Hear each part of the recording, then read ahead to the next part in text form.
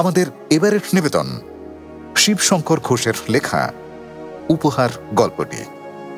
রাজার মায়ের চরিত্রে তৃষা পাল, গল্প পাঠে ও অন্যান্য চরিত্রে সৌভিক সাহা। শিবশঙ্কর ঘোষ হাওড়ার বাসিন্দা, হাওড়াতেই পড়াশোনা এবং বেড়ে ওঠা। বর্তমানে বেসরকারি সংস্থায় কর্মরত। ভালোবাসেন গল্প লিখতে আর ছবি তুলতে। গল্পটি লেখকের কল্পনাপ্রসূত, বাস্তবের সঙ্গে কোনো মিল থেকে থাকলে তা সম্পূর্ণ অনিচ্ছাকৃত ও কাকতালীয়। ধূমপান, মদ্যপান, মাদক সেবন স্বাস্থ্যের পক্ষে ক্ষতিকর।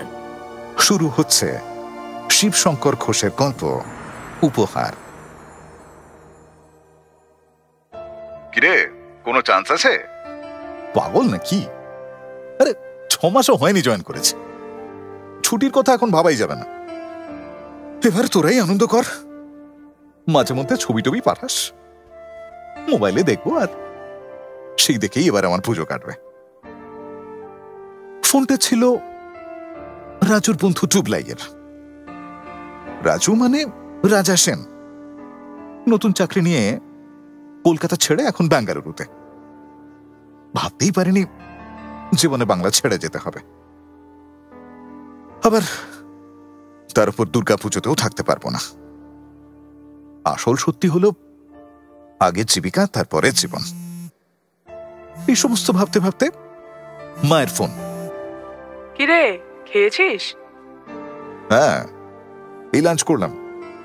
তোমাদের কি খবর? দিদিরা আসছে আজকে? হ্যাঁ, আসছে। ও তো প্রতি ষষ্ঠীতেই আসে, আবার আজই চলে যাবে। আসলে কি বাবা, এবার আমাদের আর কোনো পুজো নেই। তুই ছাড়া পুজো ভাবতেই পারছি না। দেখ না বাবা, এখানে কিছু চাকরি বাকরি। এ কি যুগ এলো কি জানি। কই, আমার বাবা কাকা দাদাদের কোনোদিন বাইরে তো যেতে হয়নি। মাকে আর বোঝাতে পারল না রাজা। আরো মন খারাপ দেখিয়াকে নিয়ে। নতুন আলাপ। ভেবেছিল অষ্টমীতে দুজনের পছন্দের রেস্টুরেন্টে গিয়ে ডিনার করবে। দেখিয়াও কথা দিয়েছিল সেদিন শাড়ি পরে আসবে। এবার সেটাও আর হলো না। এবারের পুজোটাই ওদের প্রেম, ভিডিও চ্যাটিং এসবের মধ্যেই আটকে থাকবে। নতুন প্রেম কি এভাবে সেলিব্রেট করা যায়? রাজা যাকে বলে এখন দুভাগে বিভক্ত। মনটা কলকাতায় পড়ে যাচ্ছে আর শরীরটা বেঙ্গালুরুতে। বিষণ্ণ মন নিয়ে যখন এই সমস্ত ভাবছে, হঠাৎ পেছন থেকে কে যেন পিঠে হাত দিয়ে বলল, শুভ ষষ্ঠী। রাজা পিছন ফিরে দেখল অফিস কলিগ সুব্রত মিত্র। সারা অফিসে সে ছাড়া আর একজন মাত্র বাঙালি। বেঙ্গালুরু আছে বছর 5 রাজার চেয়ে বেশ খানিকটা সিনিয়র। পুজোর শুভেচ্ছা বিনিময়ের পর সুব্রত বললেন, আজই কলকাতা রওনা দিচ্ছি। বছরে মাত্র কটা দিন, বুঝলেন না?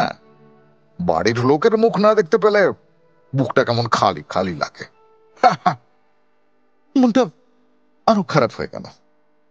অফিস ঘর ছেড়ে রাজা ছাদে উঠে এলো।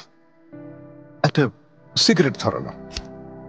এরই মাঝে 2-3 বার ফোন কলকাতার বন্ধুদের কাছ থেকে আর বাড়ির লোকেদের কাছ থেকে। ধরতে ইচ্ছে হলো না। মনে হচ্ছে প্রত্যেকটা মানুষেরই তো নিজস্ব একটা সংস্কৃতি আছে, সেই সংস্কৃতির নিজস্ব একটা ঘরানা আছে, আর সে সেটার মধ্যেই থাকতে চায়। নিজের মাটিকেও স্বাদ করে ছাড়তে চায় না। একমাত্র জীবিকাই তা করতে বাধ্য করে। আমি কি অযোগ্য? বাংলা একটা ভালো চাকরি জোগাড় করতে পারলাম না?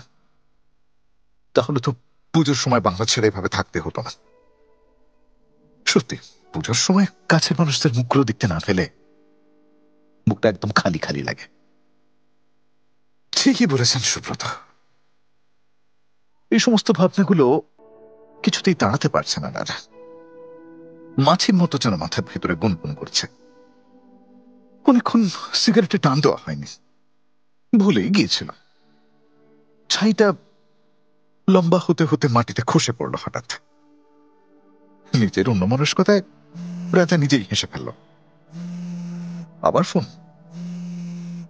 এবার বস না ধরার উপায় নেই।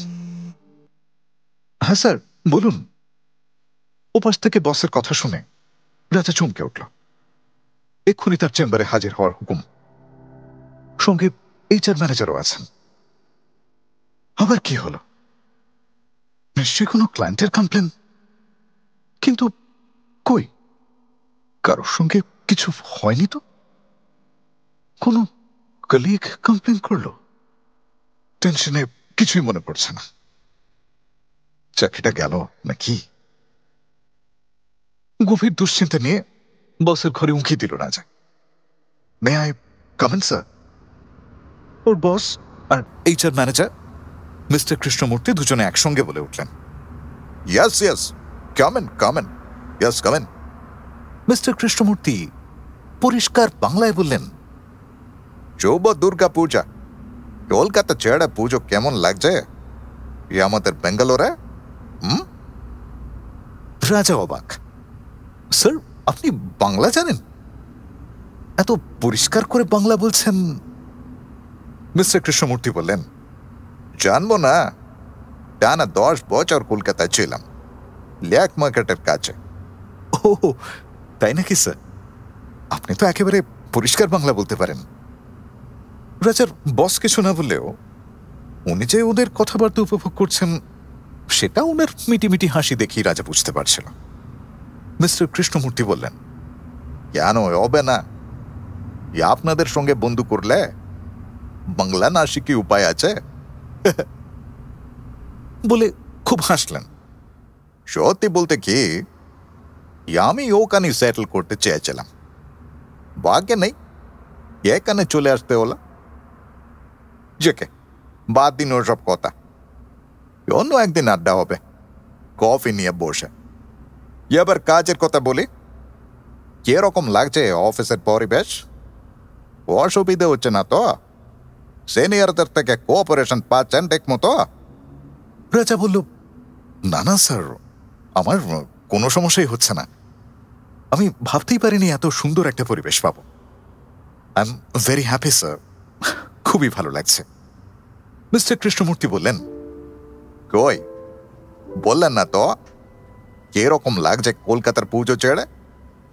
এইবারে আর হতাশা চাপতে পারল না রাজা। বলল, আপনি তো কলকাতায় ছিলেন স্যার এতদিন, আপনিই বলুন কেমন লাগতে পারে। সারাদিন শুধু বন্ধুদের ফোন আসছে আর বাড়ি থেকে সবাই বারবার ফোন করছে। কি আর করা যাবে স্যার, চেষ্টা করছি ওদিকে মন না দিতে। কথা বলতে বলতে মিস্টার কৃষ্ণমূর্তি একটা খাম রাজার হাতে ধরিয়ে দিলেন। রাজার মনে আবার দুশ্চিন্তার উঁকি ঝুঁকি, কিন্তু খামটা খুলে আবারও অবাক হবার পালা। কি ব্যাপার? বেঙ্গালুরু কলকাতার আজকের ফ্লাইট, রাত 11টার ফ্লাইট। এ তো মেঘ না চাইতেই বৃষ্টি। রাজা অবাক হয়ে বলল, আমি ভাবতেই পারছি না স্যার, কি বলবো। মিস্টার কৃষ্ণমূর্তি বললেন, মন যদি ঠিক না থাকে ভালো করে কাজ করবেন কি করে? আমাদের কোম্পানি চেষ্টা করে প্রত্যেক কর্মীদের পাশে থাকার। ভালো করে ঘুরে আসুন, আর হ্যাঁ তাড়াতাড়ি জয়েন করবেন কাজে, বেশি দেরি নয়। আর একটা কথা, অফিসের জন্য রসগোল্লা যদি না নেন অফিসে ঢুকতে দেওয়া হবে না। বলি হা হা করে হেসে উঠলেন। আনন্দে রাজার মুখে কথা ফুটছিল না, অস্ফুটে শুধু অসংখ্য ধন্যবাদ জানাতে পারল মাত্র। বারবার বলতে লাগলো, thank you sir, thank you so very much.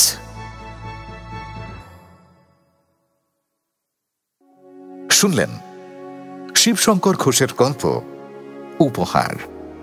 রাজার মায়ের চরিত্রে তৃষা পাল, শব্দগ্রহণ সুরজিৎ গাঙ্গুলি, আবহ ও শব্দ নিয়ন্ত্রণ অরিজিৎ পাল, পোস্টার ডিজাইন চয়ন মণ্ডল, গল্প পাঠে অন্যান্য চরিত্রে ও পরিচালনায় সৌভিক সাহা। এমন আরো অনেক গল্পের জন্যে সঙ্গে থাকুন ক্লিক অ্যাপের।